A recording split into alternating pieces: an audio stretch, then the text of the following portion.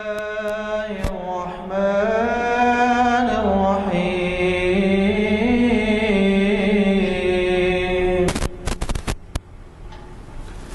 إذا زلزلت الأرض زلزالها وأخرجت الأرض أثقالها وقال الإنسان ما لها يومئذ تحدث أخبارها بأن ربك أوحى لها يومئذ يصدر الناس أشتاتا ليروا أعمالهم فمن يعمل مثقال ذرة خيرا يره ومن يعمل مثقال ذرة شرا يره صدق اللہ۔ حضرات، جیسے ابھی نماز عصر کے ساتھ ہی اعلان کیا گیا، آج ہماری محفل اقبال شناسی کی الحمدللہ 768ویں نشست ہے، اور آج ہمیں آپ کے جانے پہچانے پروفیسر خواجہ ناصر الدین صاحب، جو اقبالیات کے ایک بہت بڑے اسکالر ہیں، وہ مخاطب کر رہے ہیں۔ اور جیسے کہ آپ واقف ہیں، ہم ہمیشہ عنوان کے لیے یہ چاہتے ہیں کہ ہمارے مقرر ہی تجویز کریں، اور ہمارے مقرر صاحبان حالات حاضرہ کے پس منظر میں ایسے عنوانات سے ہمیں سرفراز فرماتے ہیں جو بہت ہی جاذب نظر ہی نہیں ہوتے، بلکہ ہمیں بہت سے سبق یاد دلاتے ہیں۔ تو آج علامہ اقبال کا ایک مصرع انہوں نے ہمیں بطور عنوان دیا ہے، اور وہ آپ کے سامنے بلیٹن ہے، نئے بلیٹن چھپ کے آ گئے ہیں، وہ اعلامیہ لیتے جائیے۔ تیرا دل نہیں دانا راز، یہ علامہ کا جو لہجہ ہے اس کی پوری طریقے سے نمائندگی کرتا ہے کہ وہ کس قدر دردمند دل رکھتے ہیں اور کس طریقے سے راست آپ سے مخاطب ہے۔ تیرا دل نہیں دانا راز۔ میں آپ سے اور ایک گزارش یہ کروں گا کہ ان محافل کی کامیابی کا راز آپ کا تعاون ہے۔ آپ اندازہ لگائیے کہ تاریخ اسلام کا 654واں لیکچر ہوا، اور شریعت انفارمیشن کا 547واں ہوا، اور آج 768واں، اور اس کو ان محافل کو چونکہ بین الاقوامی شہرت حاصل ہو گئی ہے ہمارے بعض کرم فرماؤں کی وجہ سے، یہ ویب سائٹ پر دنیا کے کونے کونے میں دیکھے جا رہے ہیں، اور اس کو ہم کو اس طریقے سے واقفیت ہوتی ہے کہ بعض مرتبہ آنے والے رب پیدا کرتے ہیں یہاں پر، یا بعض مرتبہ بیرونی ممالک سے بھی فون آتے ہیں۔ تو ایسے میں آپ اندازہ لگائیے کہ ہم پہ کتنی ذمہ داری ہے کہ مقامی طور پر بھی اس کو استفادے کے لیے کئی لوگوں کو مشورہ دے سکتے ہیں، ساتھ لے کے آ سکتے ہیں۔ تو میں اب زیادہ آپ کا وقت لیے بغیر آج کے مقرر صاحب سے گزارش کروں گا کہ وہ اپنے دیے ہوئے عنوان سے سرفراز فرمائیں، قبل اس کے کہ وہ مخاطب کریں۔ ہمارے سید معین الدین حسینی صاحب آپ کو کلام اقبال سے نوازیں گے۔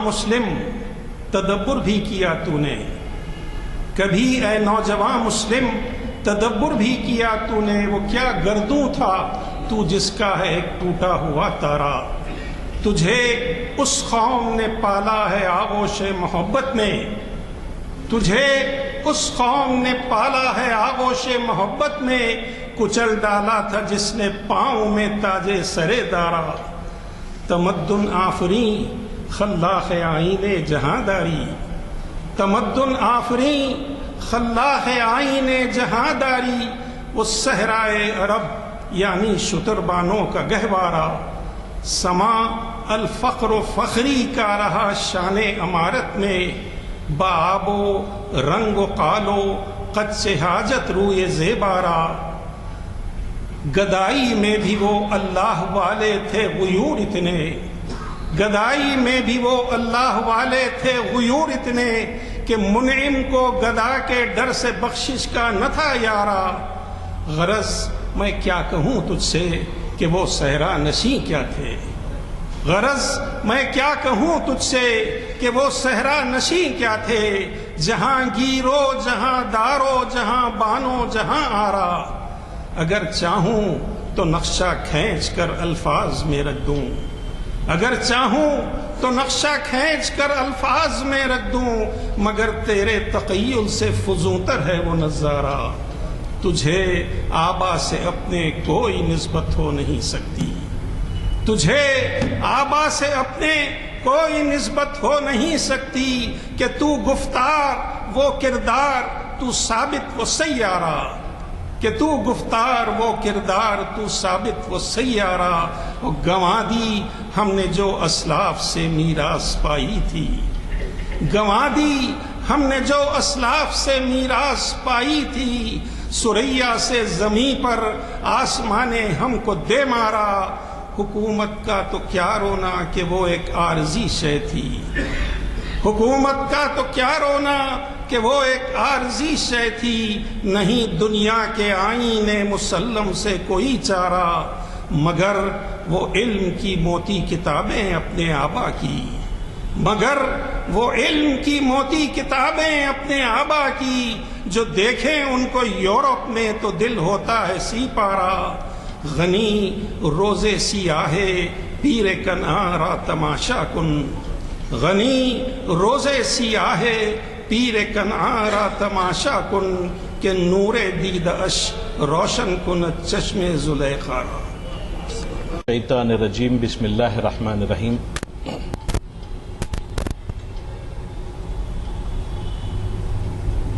معزز حضرات،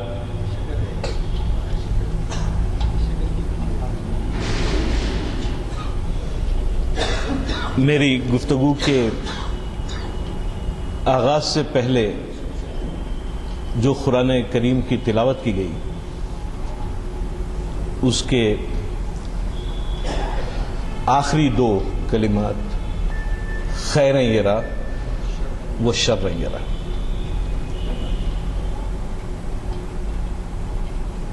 پھر اس کے بعد جو کلام اقبال پیش کیا گیا،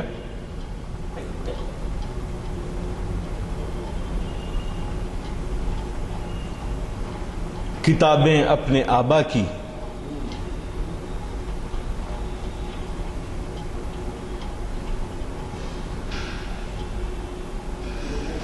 یہاں جو باتیں غور کرنے کی ہیں وہ یہ ہیں کہ ہم جس دور میں ہیں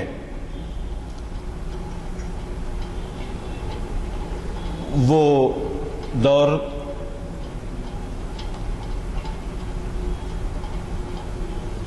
بہت ہی غور و فکر کا دور ہے، کیونکہ جو شکست و ریخت کی کیفیت ہم کو دیکھنے کے لیے ملتی ہے، جو آزردگی اور بے بسی کا عالم ہر روز آپ کو خبروں کے ذریعے محسوس ہوتا ہوگا، اور یہ بھی محسوس ہوتا ہوگا کہ ہے مانند آب ارزاں مسلماں کا لہو، مسترب ہے تو کہ تیرا دل نہیں دانا راز۔ یہ عنوان میں نے جو انتخاب کیا ہے اس کا ایک وجہ یہ بھی ہے۔ ایک سوال ہمیشہ ذہن میں پیدا ہونا چاہیے، کیونکہ ہم لوگ اپنے وسائل سے اور اپنے مسائل سے لذتیں لینے کے عادی ہو گئے ہیں،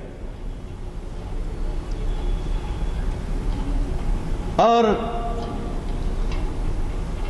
اپنے عمل کا حساب کرنے میں کہ ذرہ برابر بھی نیکی کسی نے کی ہوگی، ذرہ برابر بھی شر جس کسی نے کیا ہوگا، اس کا بدلہ اسے ملے گا۔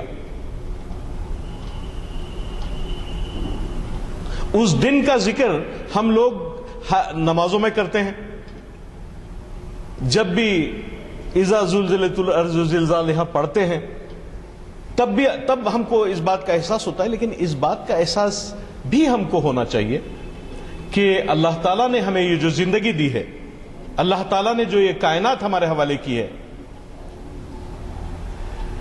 یہ اللہ تعالیٰ کا سب سے بڑا خیر کا کام ہے کہ انسان کو اس نے اپنا نائب بنایا اور ساری کائنات اس کے حوالے کر دی، یہ کہے کہ اب یہ خلیفۃ اللہ فی الارض ہے۔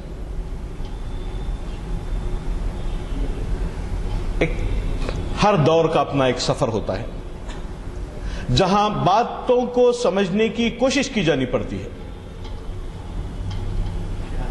اور آج کے دور میں ہم جس بات کو سمجھنے کی کوشش کر رہے ہیں تقریباً یہ دور وہی دور ہے جو علامہ اقبال کے زمانے میں تھا، جبکہ دوسری جنگ عظیم، پہلی جنگ عظیم ہو چکی ہوتی ہے، مختلف اقوام اپنی تمام تر توانائیوں کو کھو کے ایک فرسودہ طاقت میں تبدیل ہو رہے تھے اس زمانے میں، اور ان سب میں سب سے بڑی طاقت تھی مسلمانوں کی، مسلم حکمرانوں کی، مسلم حکومتوں کی، جن کو آپ یہ سمجھ سکتے ہیں کہ وہ سب ہو رہا تھا جو آج کے دور میں ہم دیکھ رہے ہیں۔ دیکھیے،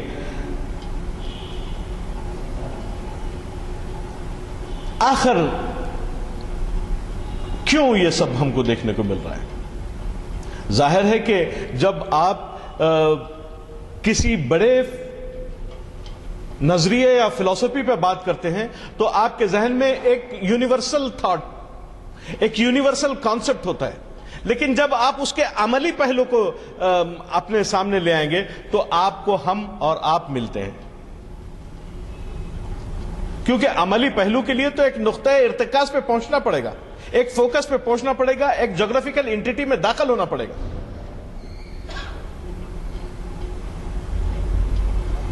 تو آپ یہ دیکھتے ہیں کہ حیدرآباد کا حشر بھی کوئی بہت بڑا قابل ذکر یا قابل فخر نہیں رہا، اور اس کے اپنی وجوہات ہیں ظاہر ہے، اور وہ وجوہات ہم اچھی طرح اپنے آپ کو جانتے ہیں۔ تو یہاں علامہ نے ایک بات بڑی طویل نظم خضر راہ جواب خضر میں انہوں نے یہ کہا کہ کیا سناتا ہے مجھ کو ترک و عرب کی داستان، مجھ سے کچھ پنہا نہیں اسلامیوں کا سوز و ساز۔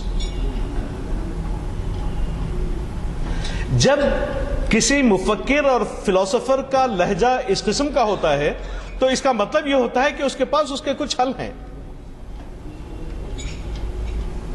جب وہ یہ سننے کے لیے تیار نہیں ہوتا کہ کچھ داستانیں ہیں میری شکست و ریخت کے اور میرے زوال کی کچھ داستانیں ہیں، میں ان کو سنانا چاہتا ہوں، تو ایک مفکر کھڑا ہوتا ہے اور یہ کہتا ہے کیا سناتا ہے مجھ کو ترک و عرب کی داستان، مجھ سے کچھ پنہا نہیں اسلامیوں کا سوز۔ لیکن لے گئے تسلیس کے فرزند میراث خلیل، جو راز ہے، جو سیکرٹ ہے۔ تسلیس آپ سمجھ لیجئے کہ عیسائی جو جدوجہد، جو تگودو، جو کوشش، جو کاوش، تحقیق و جستجو کے ذریعے نئے نئے کارنامے انجام دینا اور نئی دنیا کو بسانے کا کام کرنا جو مسلمانوں نے کیا ہوا ہے، وہ ہمارے دور میں تسلیس کے فرزند لے گئے، اور خشت بنیاد کلیسا بن گئی خاک حجاز۔ اگر آپ دیکھیں جو تگودو اس وقت ہو رہی ہے، کس ملک کے طیارے کس ملک پر بمباری کر رہا ہے، کس ملک کے لوگ کس ملک سے لڑ رہے ہیں۔ آپ پورا ایشیا اگر آپ دیکھیں گے تو اسی ہندوستان کے حالات بھی قابل غور ہیں۔ موجودہ دور میں ہندوستان بھی قابل غور مرحلوں سے گزرتا ہوا آپ کو نظر آئے گا. یہ تو شروعات ہے، لیکن بات سمجھنے کی ہے اور اسی لیے دانائے راز کی ضرورت ہے. اس دانائے راز کی ضرورت اس لیے بھی ہے کہ حکمت مغرب سے ملت کی یہ کیفیت ہوئی، ٹکڑے ٹکڑے جس طرح سونے کو کر دیتا ہے گاز. جب میں آپ حضرات سے یہ سوال کر رہا تھا کہ کون سے ملک کے طیارے کون سے ملک پر بمباری کر رہے ہیں اور کون سے ملک کس قوم سے لڑ رہے ہیں، کسی ملک کے لوگ آپس میں کس طرح لڑ رہے ہیں، یہ تمام غور کرنے کی باتیں ہیں. اور ایسا کیسے ہو سکتا ہے؟ ہو سکتا ہے جب آپ اپنے پڑوسی سے لڑتے ہوں گے تو ملکوں کے اندر اور ملکوں کے درمیان بھی یہ باتیں ہو سکتی ہیں، لیکن جو کردار آپ کو، جو کیریکٹر آپ کو اتنا طاقتور اور قوی بناتا ہے کہ آپ خیر امت کی ایک مثال بن جاتے ہیں، تب ذرا سا یہ سوال ایک مشکل سوال بن کے سامنے کھڑا ہوتا ہے کہ آپ اس اضطراب کا حصہ نہیں بن سکتے. ان باتوں پہ اچھا غور کرنے کی وجہ ایک یہ بھی ہے کہ اسی کا تسلسل میں خضر یہ کہتے ہیں کہ دو باتیں انہوں نے کہی. ہو گیا مانند آب ارزاں مسلمان کا لہو، مسترب ہے تو کہ تیرا دل نہیں دانا راز. یعنی تیرے اندر جو بے چینی ہے اس کی وجہ یہ ہے کہ you never know the secret what is going behind you, what is that you are not part of that. جو قوم کے نسلیں اس سوال کو میں سمجھتا ہوں کہ آج میں بھی آپ سے کہہ رہا ہوں تو یہ ہمارے لیے یہ دور گزر چکا ہے تقریباً، لیکن وہ نسل کہاں ہے جس کو آنے والے دور میں رہنا ہے اور جس کو یہ بات سمجھنا ہے. کیوں؟ گفت رومی ہر بنائے کوہنہ کعبہ داں کنند، می ندانی اولاں بنیاد راہ ویراں کنند. کہ اگر ہر نئی تعمیر کو ایک مکمل تخریب کی ضرورت پڑتی ہے، نئی عمارتوں کی تعمیر کرنے کے لیے پرانی عمارتوں کو مکمل طور پر ڈھا دینا پڑتا ہے، تب کہیں جا کے ایک بات سمجھ میں آتی ہے کہ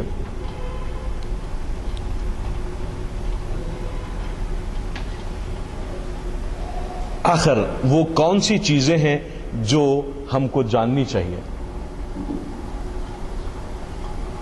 اپنے اس دور میں کس طرح اقبال کے فلسفے اور اقبال کے کلام سے مستفید ہونے کی کوشش ہم کریں.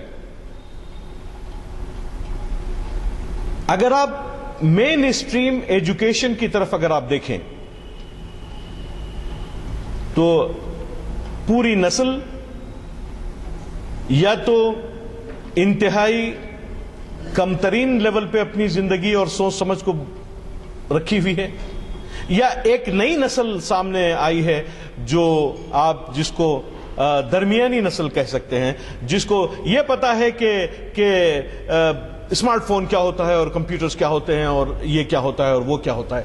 کیونکہ ان کو جس طریقے سے دانائے راز بننے سے روکنا ہے وہ طریقہ ان تک پہنچا دیا گیا ہے.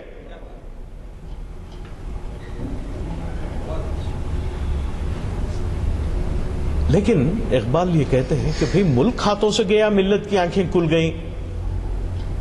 حق تیرا چشمے عطا کر دست غافل در نگر، یعنی God has blessed you with sight. Look forward, my negligent one. اللہ تعالیٰ نے تجھے نظر عطا کی ہے. حق تیرا چشمے عطا کر، حق تعالیٰ نے تجھے آنکھیں عطا کی ہیں. وہ آنکھیں کھول کے دیکھنا بہت ضروری ہے تاکہ مستقبل کی تعمیر اور تدوین میں کچھ کردار ادا کیا جائے، کچھ باتیں سمجھی جائیں کہ کس طرح مستقبل ہمارا بہتر ہو سکتا ہے، وہ کون سے راز ہیں. حالانکہ ان معاملات کی اسٹڈی کے لیے اسرار خودی اور رموز بے خودی کی پہ ایک مبسوط لیکچر کی ضرورت ہے. میں آپ سے درخواست کروں گا کہ آپ ہمارے ہمارے ہمارے مستر مجاز صاحب، کیونکہ وہ مستر بھی ہیں اور مجازی مستر ہیں، تو میں سمجھتا ہوں کہ وہ بڑے اچھے اس معاملے میں زیادہ کر سکتے ہیں، اور میں بھی اگر ملاقات ہو تو ان سے یہ درخواست کروں گا. لیکن یہاں دانائے راز بننے کی ایک عنصر کی طرف اقبال اشارہ کرتے ہیں، وہ یہ ہے: ربط و ضبط ملت بیضا سے ہے مشرق کی نجات. ربط و ضبط ملت بیضا ہے مشرق کی نجات، ایشیا والے ہیں اس نقطے سے اب تک بے خبر.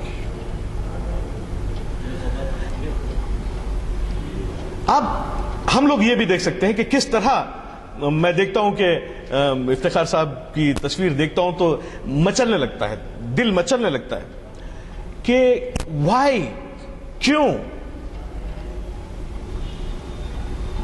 اتنی اونچی فلسفی رکھنے والے لوگ، ایسا دین، ایسا مذہب رکھنے والے لوگ اپنے بے بس، لاچار اور یتیم لوگوں کے ساتھ کس قسم کا برتاؤ کرتے ہیں. ایک آدمی، ایک آرگنائزیشن کیا ان کے لیے مثال نہیں بن سکتی؟ کیا ان کے لیے ایک طوفان کی ضرورت ہے کہ جو طوفان ان کو ڈھائے اور لے جائے اور پھر وہ سب سکھا دے جس کی جو ہے قرآن اور حدیث کے صفحات میں تفسیر کی گئی ہے؟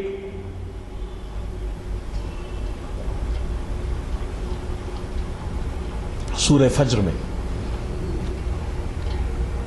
دیکھیے، ہم لوگ بہت اچھے قاری قرآن ہیں. لوگ یہ سمجھتے ہیں کہ اکنامکس، فلسفی، سوشالوجی، سائنس اور سائیکالوجی اور مختلف قسم کے علوم جو ہیں اتنے بھاری ہیں کہ ان کے بغیر ہم اپنے اندر صلاحیتیں نہیں پیدا کر سکتے. جبکہ میں یہ کہتا ہوں کہ قرآن سے بڑی فلسفی، قرآن سے بڑی پریکٹیکل اپلائیڈ بک دنیا میں کہیں نہیں. کلا بلا تکرمون الیتیم.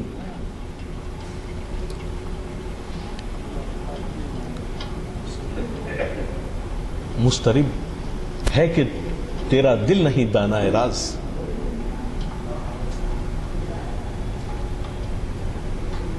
Who needs this education? From where we shall infuse this type of soul in Muslim community? Who should take up this task? واعظ قوم کی وہ پختہ خیالی نہ رہی، برق طبعی نہ رہی، شعلہ مثالی نہ رہی، رہ گئی رسم ازاں روح بلالی نہ رہی، فلسفہ رہ گیا تلخین غزالی نہ رہی. تم یہ کہتے ہو کہ ہو جائیں گے مسلم نابود، ہم یہ کہتے ہیں کہ تھے بھی کہیں مسلم موجود.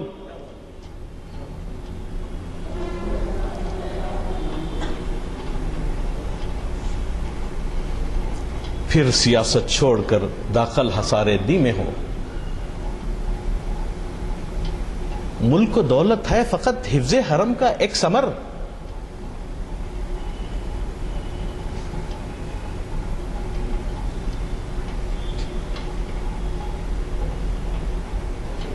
What is the secret?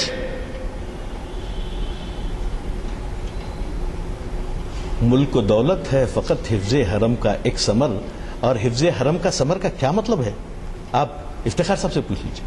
مجھے بڑا اچھا لگتا ہے کیونکہ حضور نبی کریم صلی اللہ علیہ وسلم کے سامنے علامہ اقبال ایک نظم پڑھ رہے تھے، نالہ یتیم، انجمن اسلام لاہور میں، اور جب لاکھوں کا مجمع اس طرح بیٹھا ہوا تھا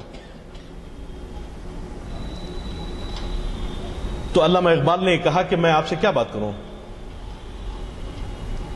سامنے ایک دم میں درگہ شے ابرار ہے. یہاں پوری محفل بیٹھی ہوئی ہے سننے کے لیے، لیکن اقبال مخاطب درگاہ شہ ابرار کا ہے. وہاں سے سوال یہ ہوتا ہے، کیا میری امت یتیموں کا خیال رکھنے والی نہیں ہے؟ ضرورت مندوں کا خیال رکھنے والی نہیں ہے؟ کیونکہ اس خیال کی وجہ سے روز جزا میں ان کا خیال رکھا جائے گا. لیکن ہم ایک معمولی سے ٹاؤن میں اتنے مبسوط، اتنے آرگنائز نہیں ہیں کہ ہم کوئی ایسا کام کر سکیں کہ جو خیرات کی منزلوں سے گزر کر تقدیروں اور تدبیروں کے ذریعے سنبھالنے کی منزل میں داخل ہو.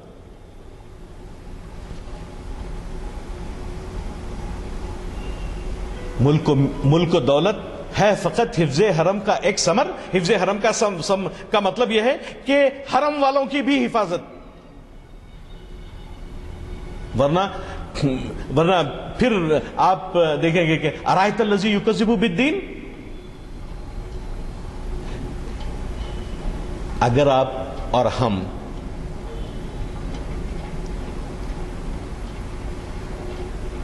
دانائے راز نہ بنے تو عزت اور وقار کی اور آنر کی وہ جنگ جو اس دور کی ملت اسلامیہ کو درپیش ہے، وہ ہم ہار جائیں گے. بات سمجھنا بہت ضروری ہے. ایک آدمی کا سمجھنا ضروری ہے، 10 آدمی کا سمجھنا ضروری ہے، 1000 آدمیوں کا سمجھنا ضروری ہے، پوری ملت کا سمجھنا ضروری ہے. اقبال کو بھی یہ پریشانی تھی کہ میری بات سمجھنے والا کوئی نہیں ہے، اس پہ عمل کرنے والا کوئی نہیں ہے. اللہ تعالیٰ سے وہ ہمیشہ یہ دعا کرتے رہے کہ کاش کہ مجھے کوئی مل جائے جس کے ذریعے میں اس کو کچھ عملی تدبیریں کروں اس مسلک میں. اس لیے وہ کہتے تھے کہ ایک ہوں مسلم حرم کی پاسبانی کے لیے نیل کے ساحل سے لے کر تا بخاک کاشغر، تا بخاک کاشغر.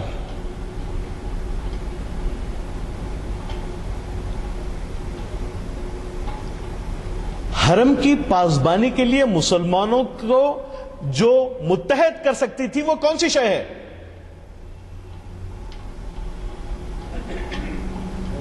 ابن خلدون اس کو عصبیہ کہتا ہے، اقبال اس کو خودی کہتے ہیں اور اجتماعیت کہتے ہیں. ایک اجتماعی خودی وہ کارنامے انجام دیتی ہے کہ جس کے ذریعے آپ تصور نہیں کر سکتے کہ کیا کیا ہو سکتا ہے. ایک کچلی ہوئی انفرادی خودی، ایک روندی ہوئی انفرادی خودی کس طرح کسی اجتماعی خودی کا باعث بن سکتی ہے؟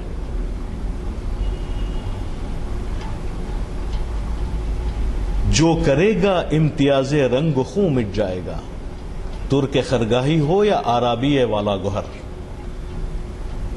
نسل اگر مسلم کی مذہب پر مقدم ہو گئی، اڑ گیا دنیا سے تو مانند خاک رہ گزر.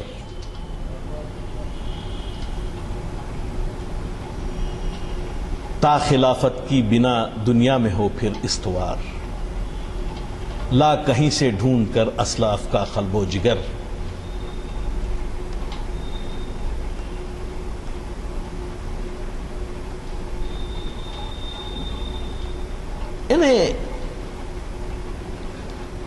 اب اقبال کی فلسفی میں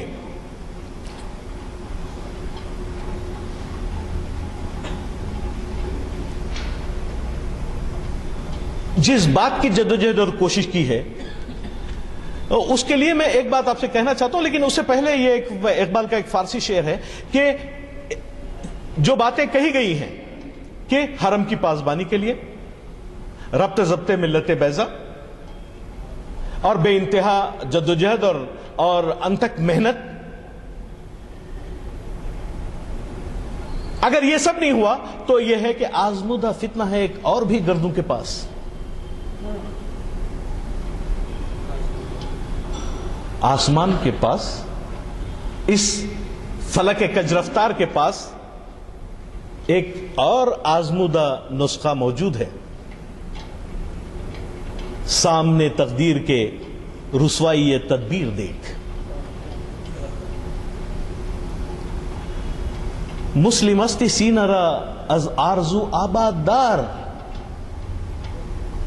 ارے یو آر اے مسلم، اپنے سینے کو آرزو سے زندہ رکھو، ایسی آرزو جو دنیا عمل میں کامیابی کا آپ کو تعلیم دے، ایسی آرزو جو آپ کو انسانیت کی راہ دکھائے، انسانوں کی خدمت کرنے کا موقع آپ کو فراہم کرے.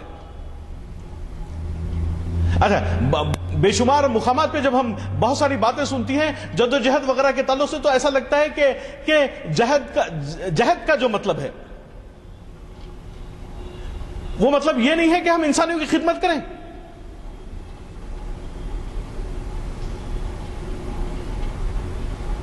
اچھا، اہدنا الصراط المستقیم کا کیا مطلب ہے؟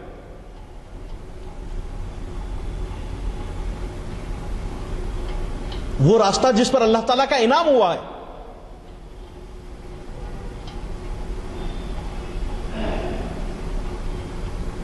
کیا مطلب؟ ہم تو بچپن میں یہ سنتے تھے کہ سیدھا راستہ، نیک رہنا، سیدھا چلنا، بزرگوں کو سلام کرنا، اس کائنات کے ہر ذرے سے اس طرح فائدہ اٹھانا کہ ساری انسانیت اس سے فائدہ اٹھا سکے. ایسا کنٹریبیوشن سوسائٹی اور سماج کو دینا اپنی زندگی کے دوران، کیونکہ زندگی ایک محدود ٹائمنگ کا نام ہے، اور اس کو لامحدود بناتی ہے، اس کو امارٹل بناتی ہے، اس کو لافانی بناتی ہے. تو وہ ہیں وہ کارنامے جو اشرف المخلوقات کی شکل میں آپ انجام دیتے ہیں.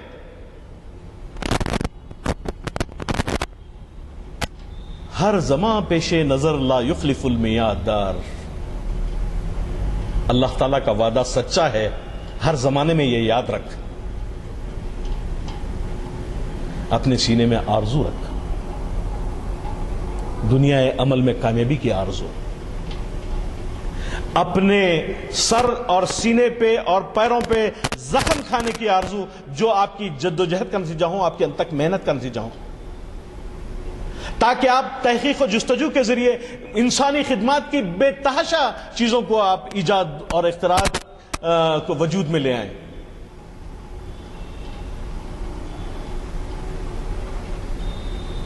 ایک مسلمان انجینئر، ایک مسلمان ڈاکٹر، ایک مسلمان فلاسفر، ایک مسلمان آرٹسٹ، ایک مسلمان ٹیکنالوجسٹ، اس سب کے سینے میں یہ آرزو کی ضرورت ہے. ڈاکٹر سید عبداللہ نے اقبال سے متعلق چند باتیں کہی ہیں. بہت بڑے اسکالر ہیں اقبال کے، بہت بڑے اسکالر ہیں.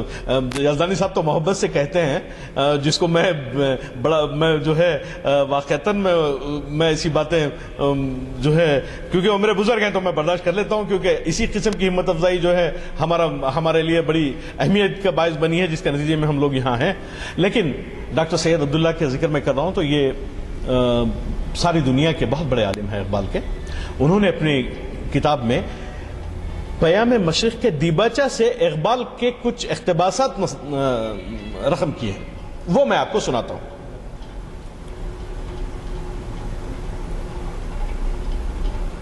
کہ تیرا دل نہیں دانا اے راز، try to understand the secret. جی آواز آ رہی ہے؟ جی نہیں آواز آ رہی. اقوام مشرق کو یہ محسوس کر لینا چاہیے کہ زندگی اپنے حوالے میں کسی قسم کا انقلاب نہیں پیدا کر سکتی جب تک پہلے اس کے اندرونی گہرائیوں میں وہ انقلاب پیدا نہ ہو. کوئی نئی دنیا خارجی وجود اختیار نہیں کر سکتی.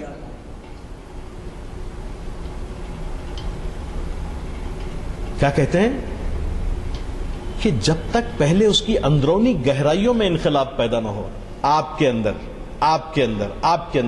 اگر آپ کے بچوں کے اندر وہ انقلابی کیفیت ان کے قلب کی گہرائیوں میں اگر پیدا نہ ہو، آپ یہ سمجھتے ہیں کہ وہ زندگی میں کچھ چمتکار دکھا سکیں گے؟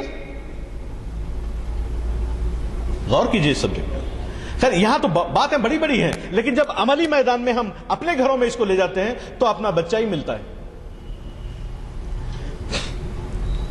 کوئی نئی دنیا خارجی وجود اختیار نہیں کر سکتی جب تک اس کا وجود پہلے انسانوں کے ضمیر میں متشکل نہ ہو. اگر آپ کارنامہ انجام دینا چاہتے ہیں، آپ سائنٹیفک اور ٹیکنالوجیکل ایڈوانسمنٹ کے ذریعے نسل انسانی کی بقا کی خدمت کرنا چاہتے ہیں، یہ ارادہ آپ کے سینے کے اندرونی حصے میں ہونا چاہیے، جو بعد میں وقت کے ساتھ ساتھ اس کی آبیاری ہو، وہ باہر نکلے اور اپنے اطراف و اکناف کی دنیا بدل دے۔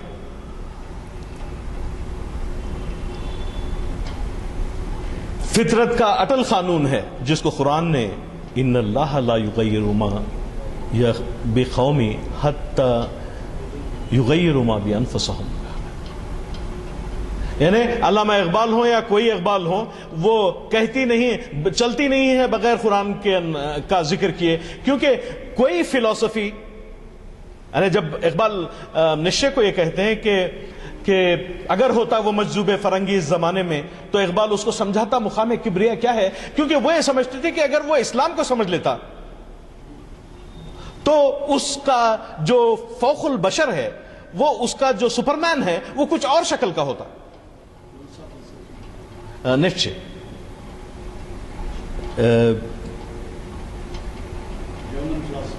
جرمن فلسفر، یعنی اس زمانے میں اقبال چونکہ اپنا پی ایچ ڈی کا تھیسس جرمنی میں لکھے تھے، تو گوئٹے بھی وہاں، دانٹے بھی وہاں، برگساں بھی وہاں جرمنی میں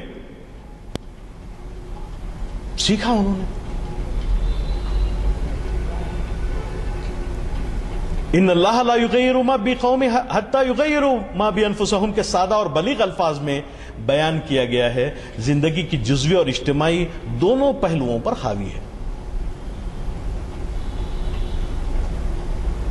اگر آپ انفرادی طور پہ اپنی زندگی کے کسی حصے میں، یعنی اللہ تعالیٰ اس کی حالت نہیں بدلتا جو اپنی حالت بدلنے کے لیے تیار نہیں ہے۔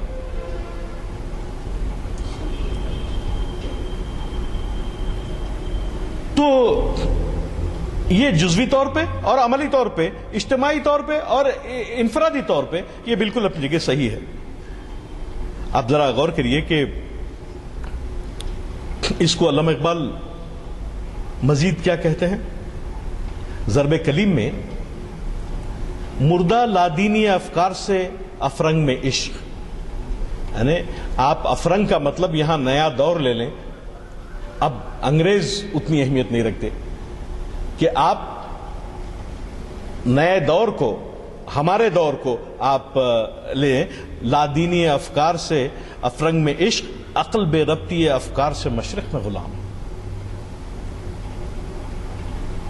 سوچنے سمجھنے میں تسلسل اگر ہو تو اس کا اثر عمل پہ پڑتا ہے، اگر بے ربط ہو تو آپ دیکھیں گے کہ گھریلو زندگی ایک تماشا بن کے رہ جاتی ہے، ایک آرگنائزیشن ختم ہو جاتی ہے۔ مسلمانوں کے پاس جو گھریلو فیملی لائف تھی، جس فیملی لائف میں 5 وقت کی نماز، والدین کا احترام، عزیز و اقارب کا احترام اور زکوٰۃ کا دینا، صدقات کا دینا اور مفلسی میں ایک دوسرے کا ہاتھ بٹانا، یہ تمام کانسیپٹ جو ایک یونٹ میں نکلتے تھے، آج وہ فیملی، وہ جو خاندانی اکائیوں کے ٹوٹ کے بکھرنے سے ہماری پوری شخصیت پہ اس کی نمایاں اثرات نظر آتے ہیں۔ اور اقبال زبور عجم میں کہتے ہیں، برا نہ مان ذرا آزما کے دے کسے، فرنگ دل کی خرابی خرد کی معموری۔ عقل تو نظر آتی ہے، لیکن چونکہ زندگی خودی کی تکمیل کا نام ہے، اس لیے سختی اور سخت کوشی استواری اور طاقت زندگی کی ضروریات میں ہے۔ افراد جس قدر کشمکش اور تحمل و برداشت کے عادی ہوں گے، اس قدر خودی کی تکمیل زیادہ ہوگی۔ لیکن خودی کے تسلسل اور بقا کے لیے مقاصد اور نظم العین کا ہونا ضروری ہوتا ہے۔ زندگی جستجو مسلسل میں پوشیدہ ہے اور آرزوؤں وہ کوشش کا نام کامیاب زندگی ہے۔ پہلے ہم اپنے بچوں سے پوچھیں کہ بھئی کوئی آرزو ہے، یعنی یہ ٹیلی فونز اور مختلف قسم کے جو الیکٹرانک اکوپمنٹس اطراف رکھنا پہ، ان سے ہٹ کے کسی چیز کی آرزو ہے، موٹر سائیکل سے ہٹ کے کسی کی آرزو ہے، کار سے ہٹ کے کسی شے کی آرزو ہے، کیونکہ جس آرزو کا میں ذکر کر رہا ہوں وہ دنیا خرید سکتی ہے، لیکن ہماری قوم کے نئی نسلوں کے سامنے جس قسم کی آرزو ہے اس میں وہ ایک ریت کا ذرہ بھی نہیں خرید سکتے۔ اقبال نے سب عناصر کی مخالفت کی ہے جو خودی کو کمزور کرتے ہیں۔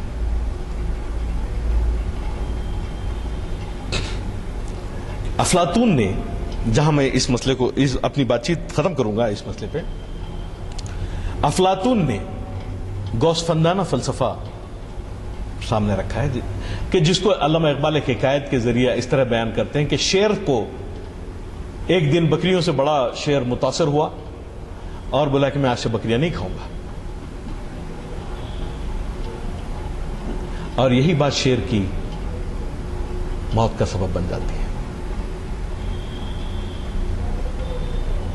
تو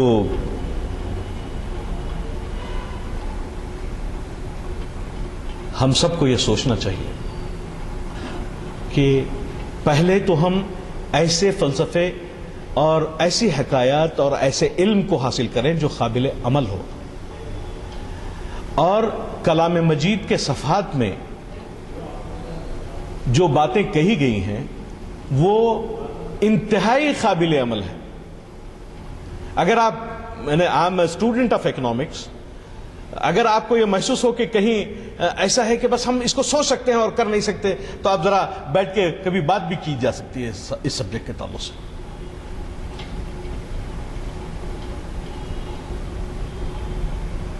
کہ لیس البر ان تولوا وجوہکم قبل المشرق والمغرب،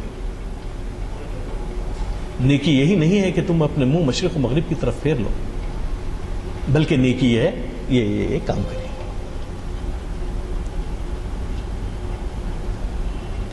لن تنالوا البر، دوسرے مقام میں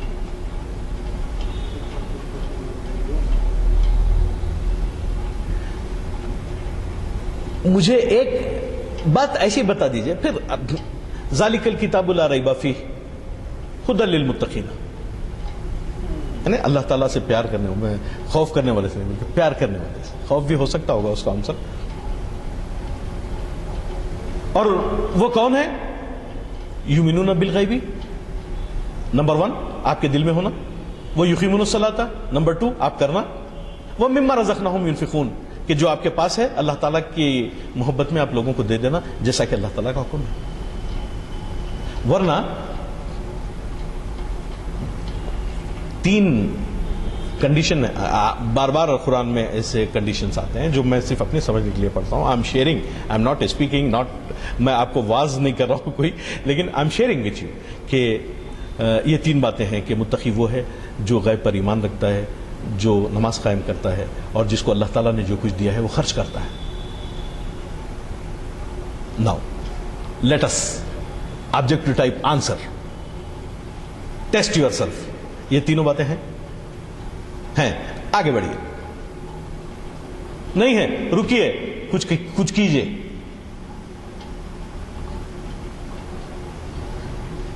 اسی لیے اللہ تعالیٰ، اسی لیے یہ باتیں بہت سوچنے کی ہیں، اور جس موضوع کو میں نے آج ہاتھ لگایا ہے اس پہ ابھی طالب علمانہ ہی نظر ڈالی جا سکتی ہے۔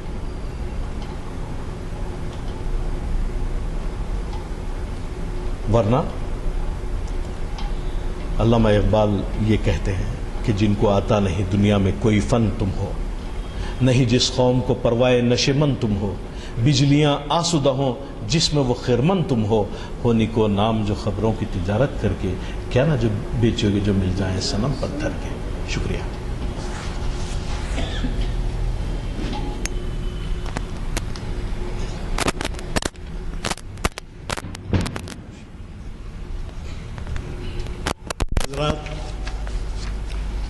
آج کا عنوان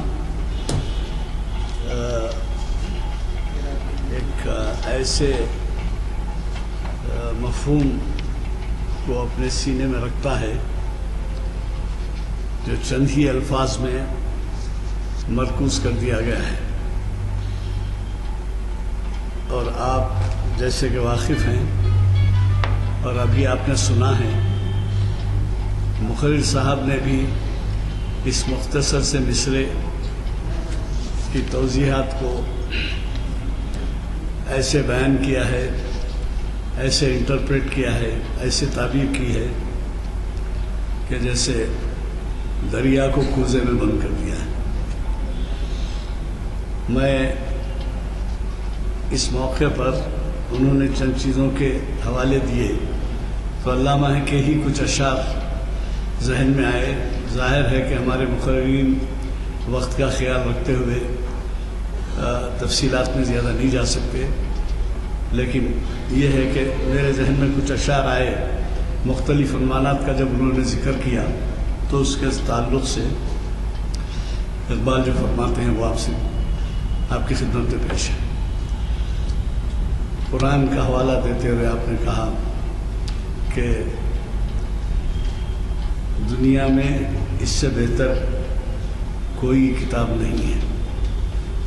علامہ ایک جگہ فرماتے ہیں خضر کیوں کر بتائے کیا بتائے. حضرت خضر علیہ السلام بھولے بھٹکوں کو راستہ بتانے کے لیے مقرر تھے، یا ان کے لیے جو ہے وہ ذمہ حوالے کیا گیا تھا. خضر کیوں کر بتائے کیا بتائے، اگر ماہی کہے دریا کہاں ہے. مچھلی پوچھ رہی ہے دریا کیا ہے، کون بتائے گا مچھلی کو راستہ؟ پانی کے اندر ہے اور پوچھ رہی ہے دریا کہاں ہے. علامہ نے جو ہے اس طریقے سے اس کی تعبیر کی ہے.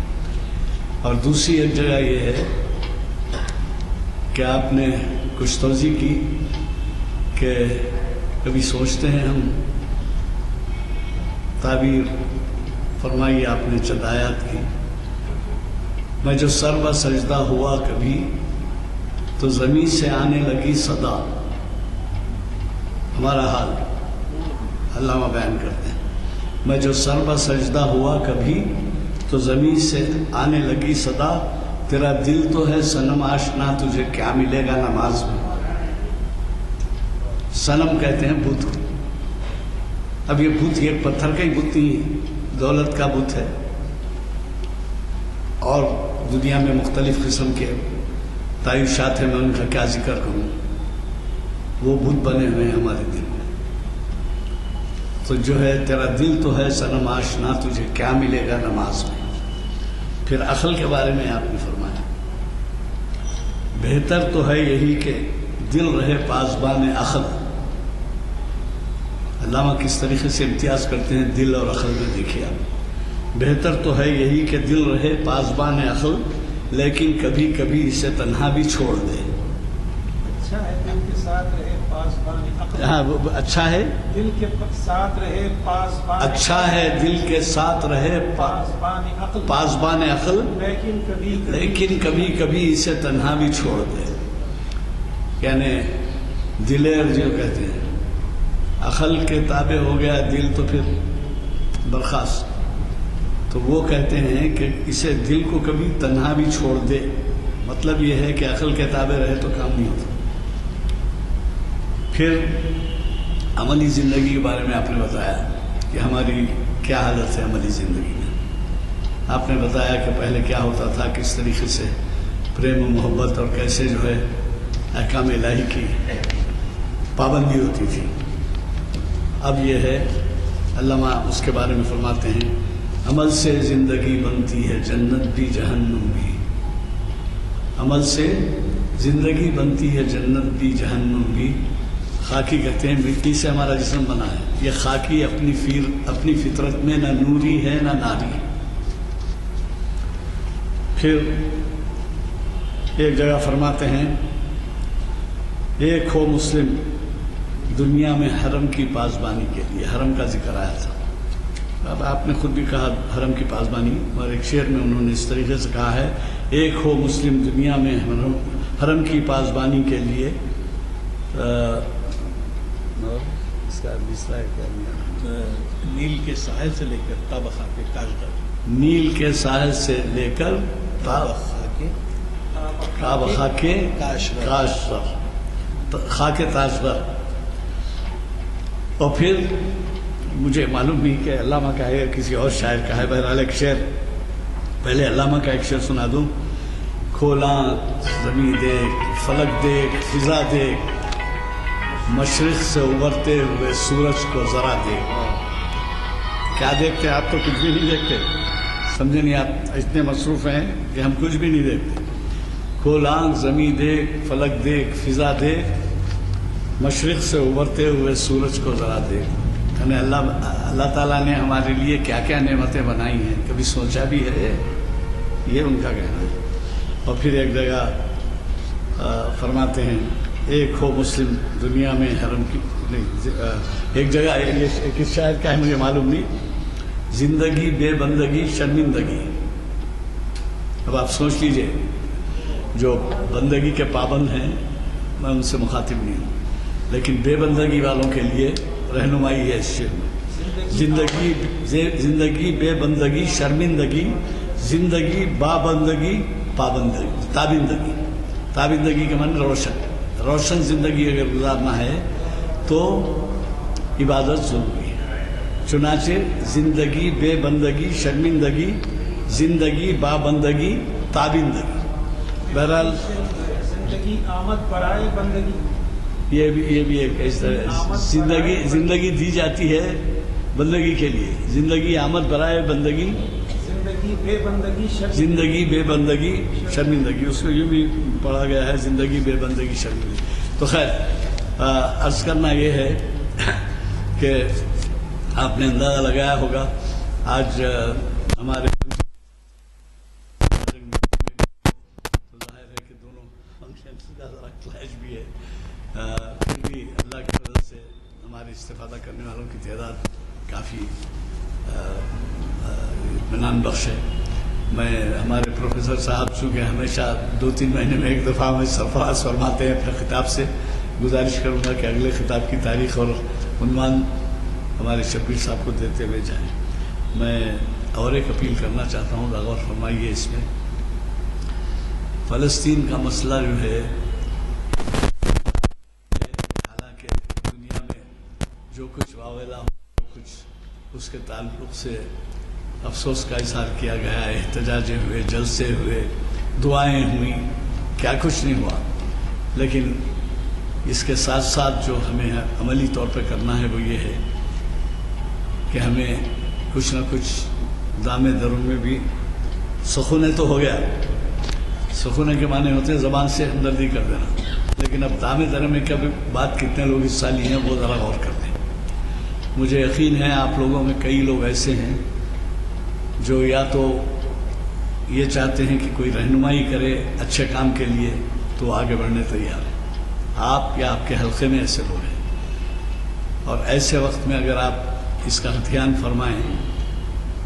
ہفتے کے دن ہمارے فلسطینی ایمبیسڈر آ رہے ہیں، تو میری خواہش ہے کہ ان کے میزبان وقار الدین صاحب نے خود اپنی جیب سے 25 لاکھ روپے کا عطیہ دیا ہے، گراں قدر عطیہ دیا ہے، جو شاید ہی کوئی مثال ہے اس وقت ملک میں کہ ایک فرد نے ایسی اتنی امداد دی ہے. تو میرا اپنا خیال ہے کہ ہماری بھی کچھ تنظیمیں ایک جگہ ہو کر کچھ عطیہ دیں اور ان کی خدمت میں وہ عطیہ پیش کریں گے.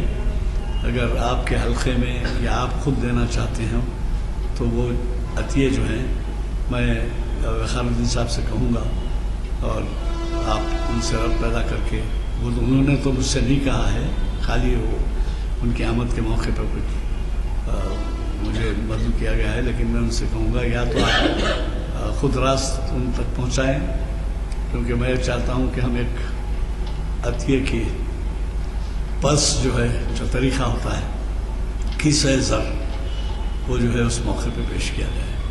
میں ان سے بات کروں گا، اگر آپ کہتے ہیں تو یہ کیسہ زر ان کی آمد کے موقع پہ دے رہے ہیں، یا تو وہاں دیجیے یا یہاں ہم بھیجنے کا انتظام کر دیں گے اپنے حلقے میں.